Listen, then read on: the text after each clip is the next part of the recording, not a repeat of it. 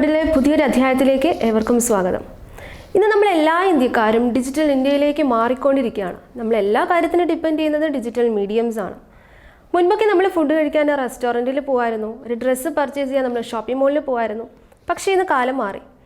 ഇന്ന് ഈ ഒരു ഡിജിറ്റൽ വേൾഡിൽ നമ്മൾ ഫുഡ് ഓൺലൈനായിട്ട് ഓർഡർ ചെയ്യുന്നു, ഡ്രസ്സ് നമ്മൾ ഓൺലൈനായിട്ട് പർച്ചേസ് ചെയ്യുന്നു. അങ്ങനെ എന്തിനും ഏതിനും നമ്മൾ ഡിപ്പെൻഡ് ചെയ്യുന്നത് ഡിജിറ്റൽ മീഡിയംസ് ആണ്.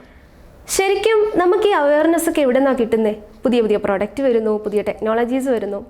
ഓഫ് കോഴ്സ് നമ്മൾ അറിയുന്നത് ഏതെങ്കിലും അഡ്വർടൈസ്മെൻറ്റിൽ നിന്നാകാം, അല്ലെങ്കിൽ ഏതെങ്കിലും വെബ്സൈറ്റിൽ നിന്നാകാം, റൈറ്റ്?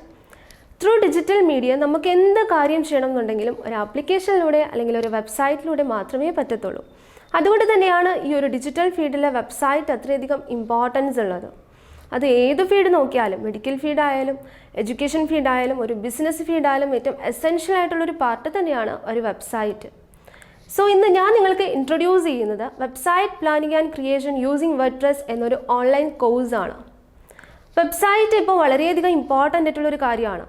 ഒരു വെബ്സൈറ്റ് ഉണ്ടെന്നുണ്ടെങ്കിൽ ഒരു ബിസിനസ്സിൻ്റെ അല്ലെങ്കിൽ ഒരു ഓർഗനൈസേഷൻ്റെ ക്രെഡിബിലിറ്റി എസ്റ്റാബ്ലിഷ് ചെയ്യുന്നതും ഒരു വെബ്സൈറ്റിലൂടെയാണ്. അതുപോലെ തന്നെ ബ്രാൻഡ് അവെയർനെസ് ഈസി ആയിട്ട് ക്രിയേറ്റ് ചെയ്യാൻ പറ്റും നമുക്കൊരു വെബ്സൈറ്റ് ഉണ്ടെങ്കിൽ. ഒരു ഇൻസ്റ്റിറ്റ്യൂഷൻ ആണെങ്കിൽ അവരുടെ കോഴ്സ്, ഒരു ഹോസ്പിറ്റൽ ആണെങ്കിൽ അവരുടെ സർവീസ്, ഒരു ബിസിനസ് ആണെങ്കിൽ അവരുടെ പ്രൊഡക്റ്റ്, അങ്ങനെ ഏത് ബ്രാൻഡാണോ ആ ഒരു ബ്രാൻഡ് ഈസി ആയിട്ട് ക്രിയേറ്റ് ചെയ്യാൻ പറ്റും ഒരു വെബ്സൈറ്റിലൂടെ. നമുക്കൊരു ബിസിനസ് ഉണ്ടെങ്കിൽ ഓൺലൈൻ പ്രസൻസ് നമുക്ക് വേണമെന്നുണ്ടെങ്കിൽ നമുക്കൊരു വെബ്സൈറ്റ് എന്തായാലും വേണം. നമ്മുടെ ബിസിനസ്സിൻ്റെ ഒരു ഫേസ് തന്നെ ആ ഒരു വെബ്സൈറ്റാണ്. സോ വെബ്സൈറ്റിന് അത്രയധികം ഇമ്പോർട്ടൻസ് ഉണ്ട്.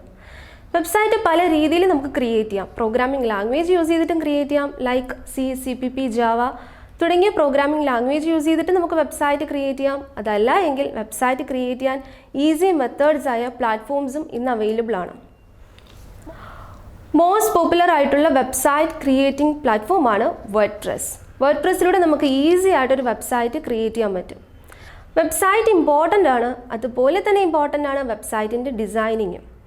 നമുക്കൊരു വെബ്സൈറ്റ് ഉണ്ടെങ്കിൽ മറ്റുള്ളവർ ആ ഒരു വെബ്സൈറ്റ് വ്യൂ ചെയ്യണമെങ്കിൽ, ആ ഒരു വെബ്സൈറ്റിൽ ടൈം സ്പെൻഡ് ചെയ്യണമെങ്കിൽ നമ്മുടെ വെബ്സൈറ്റിൻ്റെ ഡിസൈനിങ് അത്രയധികം സൂപ്പർബ് ആയിരിക്കണം.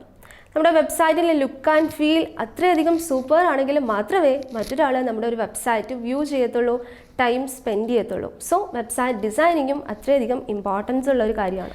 ഈ ഒരു കോഴ്സിലൂടെ നിങ്ങൾക്ക് പഠിക്കാൻ കഴിയുന്നത് വേർഡ്പ്രസ് എന്ന പ്ലാറ്റ്ഫോം യൂസ് ചെയ്തിട്ട് ഒരു വെബ്സൈറ്റ് എങ്ങനെ ഈസി ആയിട്ട് ക്രിയേറ്റ് ചെയ്യാം, ഒരു വെബ്സൈറ്റ് ക്രിയേറ്റ് ചെയ്യുമ്പോൾ ഡിസൈനിങ്ങിൽ എന്തൊക്കെ കാര്യങ്ങൾ ശ്രദ്ധിക്കണം, ഒരു website domain name, hosting space എങ്ങനെയാണ് പർച്ചേസ് ചെയ്യേണ്ടത് എന്നുള്ള കാര്യങ്ങളാണ് നിങ്ങൾക്ക് ഈ കോഴ്സിലൂടെ പഠിക്കാൻ കഴിയുക.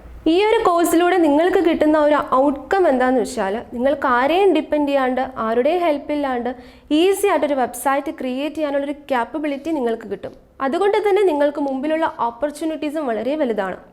പഠനത്തോടൊപ്പം തന്നെ ഫ്രീലാൻസായിട്ട് നിങ്ങൾക്ക് വർക്ക് ചെയ്യാം.